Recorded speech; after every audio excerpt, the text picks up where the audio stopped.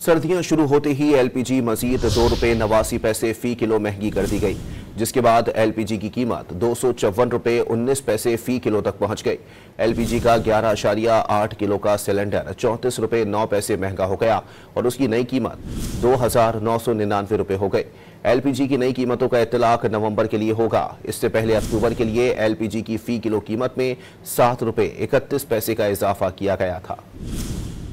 सर्दियां शुरू होते ही एलपीजी मजीद ₹2.89 फी किलो महंगी कर दी गई, जिसके बाद एलपीजी की कीमत ₹254.19 फी किलो तक पहुंच गई। एलपीजी का 11.8 किलो का सिलेंडर ₹34.09 महंगा हो गया और उसकी नई कीमत ₹2,999 हो गई।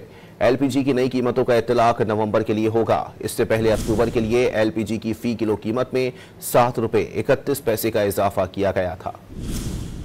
सर्दियां शुरू होते ही एलपीजी मजीद ₹2.89 फी किलो महंगी कर दी गई, जिसके बाद एलपीजी की कीमत ₹254.19 फी किलो तक पहुंच गई।